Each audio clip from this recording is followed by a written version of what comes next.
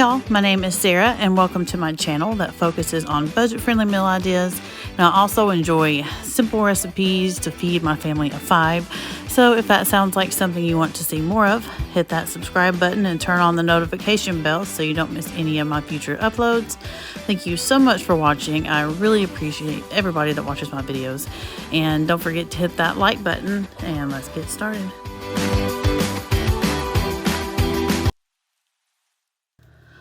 First, I'm just making a basic old lasagna. Kroger a few weeks ago had these ricottas for, I don't know how much they were, but they were part of the digital coupons that they do, and they were a really good price. So I stocked up on them. And now I need to start using them up, even though they don't expire until March. Anyways, first I am mixing probably about a half a container of ricotta, about 2/3 of a cup of parmesan. Honestly, I don't usually measure this. I just kind of throw it in there, but I was trying to give y'all an idea. And something else I usually really like to put here in this mixture is the Boursin cheese. It's just so expensive for, it's like $5-6 for one little block, but it sends the lasagna to like another level. And also, okay, so now I am putting in 1 egg, a little bit of garlic powder and parsley, and I'm going to mix that all together.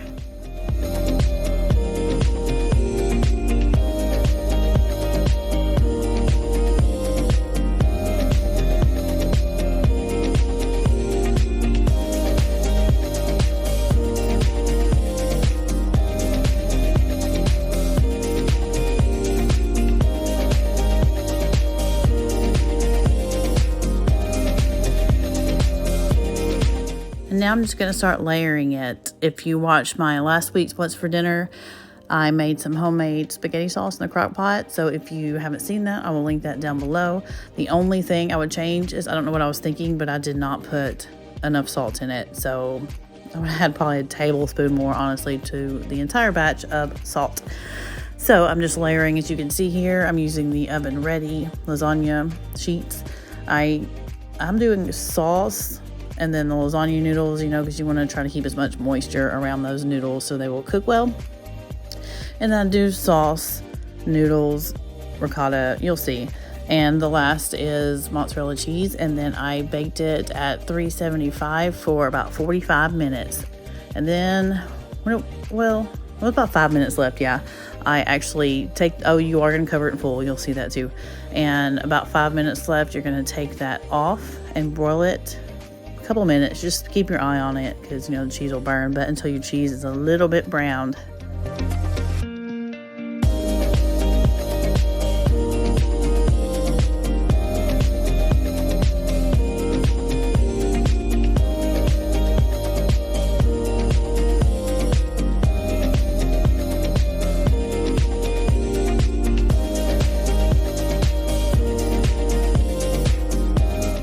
I'm also curious, how like stuffed shells has so many different variations of it and stuff. I've made a taco lasagna one time that ironically enough also called for ricotta and tortillas, and like it was very Mexican, and I was so surprised that the ricotta was good. But I'm curious if you have any type of just any kind of lasagna recipe that's different or that you and your family loves, because me and my family love this kind of stuff and just pasta meals, and I would love to try something new.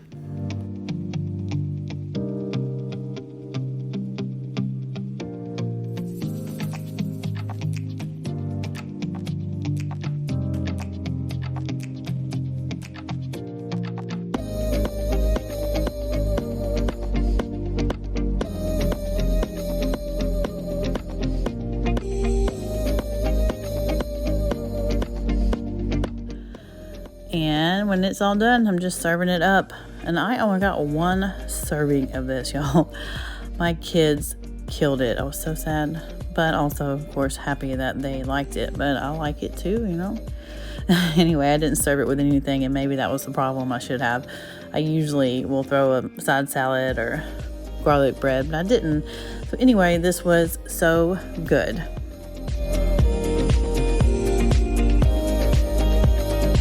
And now I'm going to finally make that easy Crockpot potato soup recipe that I've had on my Pinterest board forever. So to your crock pot, you are going to add a bag of the diced potatoes.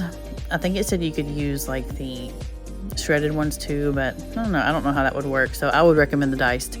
And you're going to put in 4 cups of chicken broth, 1 can of cream of chicken, about half of a diced onion.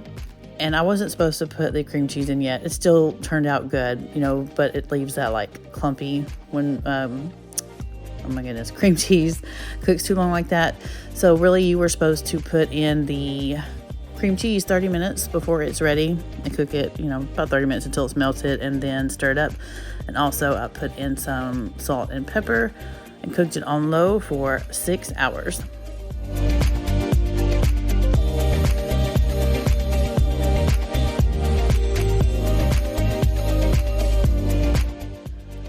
And it does not look appetizing when you are doing this right here. At least not to me. It didn't. I was kind of like, oh, I hope this turns out good. And that's when I also realized the cream cheese thing, because it didn't quite get smooth. But this was so simple and delicious. Of course, I topped it with some bacon, cheese, and I think I had some, dried chives.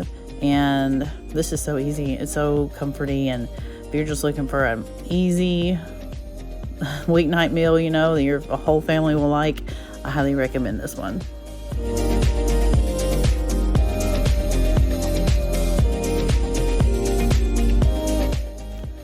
So this night I made this amazing taco pasta that I got from Taylor Elmore on her channel. So if you want the visual of it, I'm going to link her channel down below or the video, but I will also give you a link to it as well. This was a great way to use up some Velveeta and Rotel that I had, and oh my gosh, it was so good.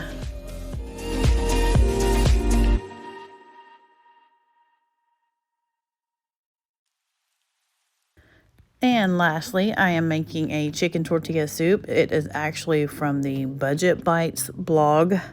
I will have that linked down below. I purchased one of their, her meal plans a little while back, and I love having the printouts, and this is really good and easy.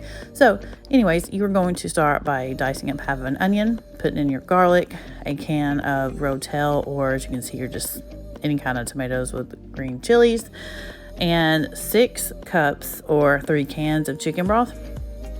And also it called for fire roasted tomatoes, and I didn't have any, so I just used regular ones.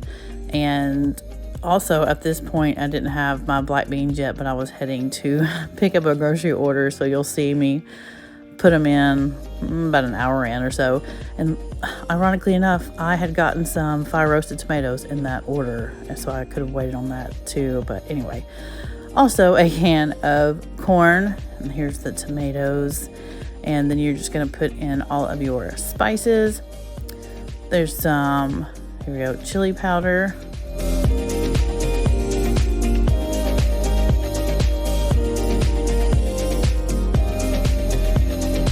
Cumin, some smoked paprika, and also optional was some cayenne. And I only sprinkled a little bit in there. And really, I think we could have actually used a little bit more, because this was really good. But I was talking to my husband, and we both agreed that like a little bit of a kick would have sent it to another level. So I also, I'm pretty sure I put in a little bit of salt too. I don't think it called for it, and I don't trust that. Like it needs some salt. So, and then you're going to, and pepper. But you're going to cook this on low for 6 hours, and then I will show y'all how to make the homemade tortilla strips. I just realized after almost being done editing this that I never said anything about the chicken. You're also going to put a chicken breast in right now and then shred it. I ended up having some already cooked, so I threw about a chicken breast and a half's worth all shredded up about 30 minutes before it was ready. So it would be chicken tortilla soup without that.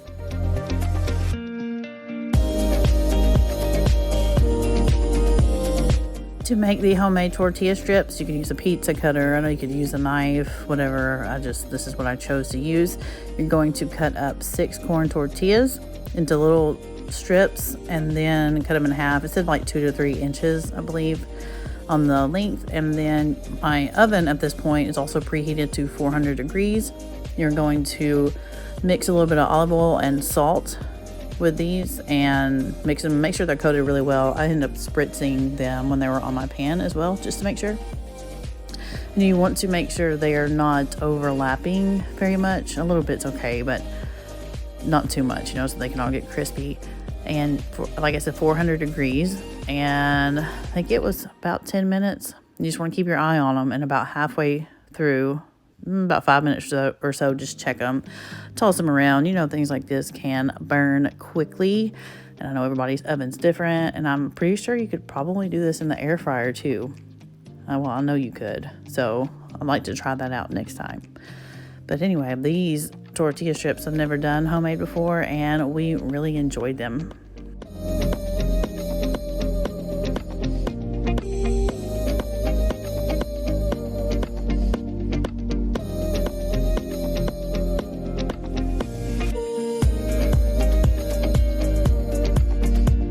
And once the soup was ready, I just topped it with a little bit of sour cream, cheese, some tortilla strips, and fresh cilantro. Avocado would have been good too, and my intentions were there for it, but I know I mentioned this day I went grocery shopping and they were not ready, which, sometimes that's good, sometimes it's bad. This time I was really hoping at least one of them would be ready. But anyway, this was another really good soup that we enjoyed this week, and everyone ate it. So for a soup, that's pretty good.